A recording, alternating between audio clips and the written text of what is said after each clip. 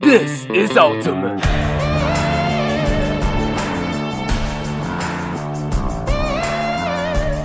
Hi, my name is Sean, and today my team and I will be presenting on how to throw a forehand in Ultimate Frisbee. We'll be looking at the basic biomechanics of a forehand throw using qualitative analysis of a skilled individual.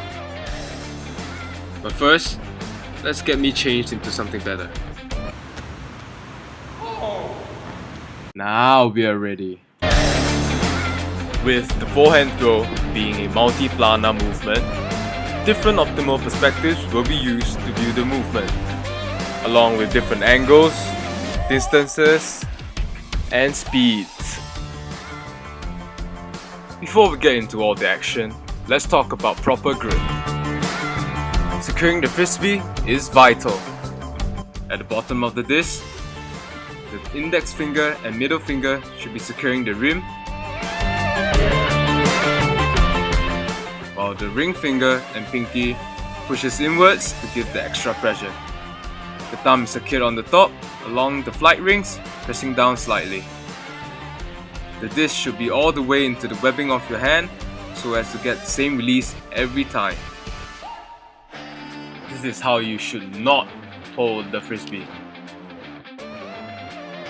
The thumb is not secured on the flight rings,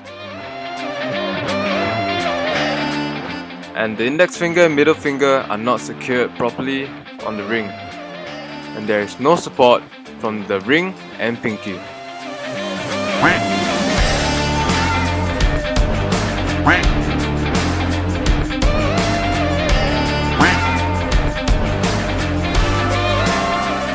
Now, we will be breaking down the forehand throw into 4 phases. The first phase will be the starting phase.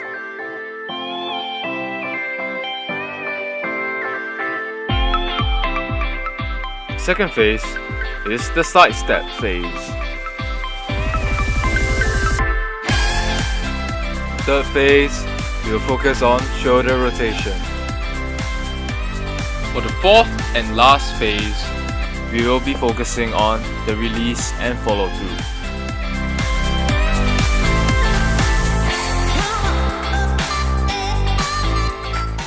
For the first phase, you are gonna stand with your feet shoulder width apart, holding the frisbee perpendicular to the ground,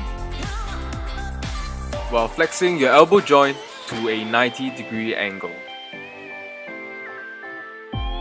Now, let's move on to phase 2.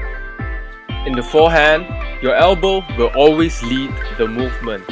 So firstly, drive your throwing elbow backwards along the sagittal plane while abducting your throwing arm from the side of your body. Then, rotate your shoulders and core along the transverse plane around the longitudinal axis until your non-throwing shoulder faces the direction of the throw. By twisting and utilizing your core, this generates a lot of power from your back muscles. Dip your throwing shoulder slightly so that your center of gravity is shifted to the throwing side. At this phase, the frisbee is still held vertically straight. Lastly, step the non-pivot foot 45 degrees laterally away from the body, firstly by extending the knee joint and then flexing it upon planting your moving foot.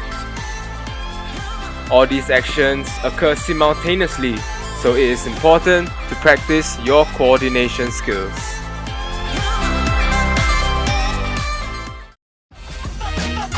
Moving on to phase 3, shoulder rotation.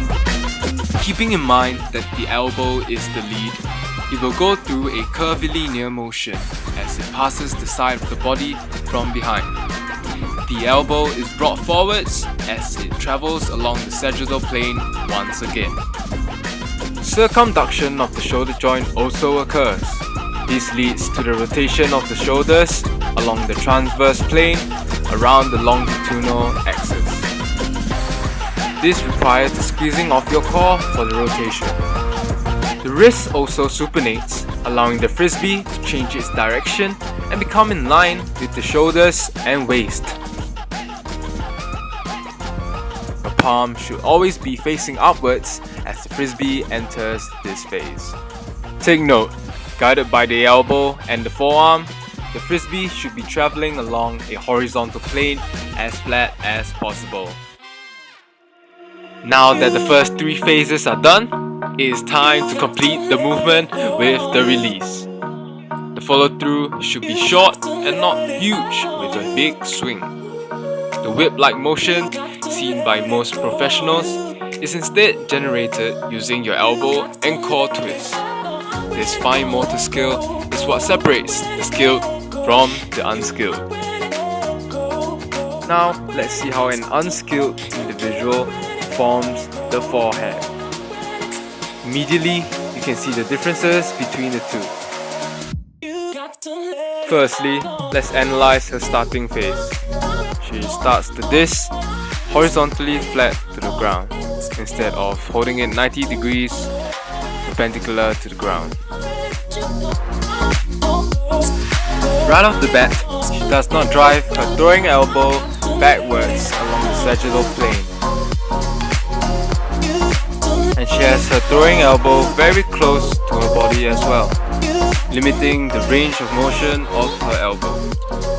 She also has little to no rotation of her shoulders and core along the transverse plane around the longitudinal axis. This makes her approach towards the throw very stiff. This reduces the power of the throw as she is unable to generate more force as compared to if she had utilized her core. She also steps her non-pivot foot forward instead of to the side. This will restrict her movement and not allow for a big core twist.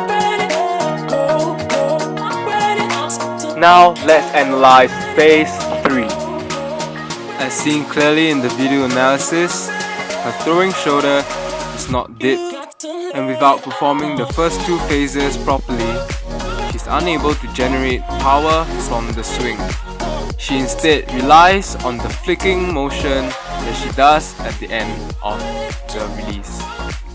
As the Frisbee approaches her side, it is also not in line with her shoulders or core. Let's analyze her release. Comparing her to the skilled individual, her release is much longer and much bigger than the skilled individual. She also uses a huge flick during the release, so as to generate the power to make the disc move forward. Her follow-through also crosses the midline of her body, while the follow-through of the skilled individual stays on his throwing side. Thanks for checking out the forehand today, and just take note that practice is key. Practice your side steps, practice your elbow movement, and remember the 4 phases of the throw. Good luck and see you again for part 2.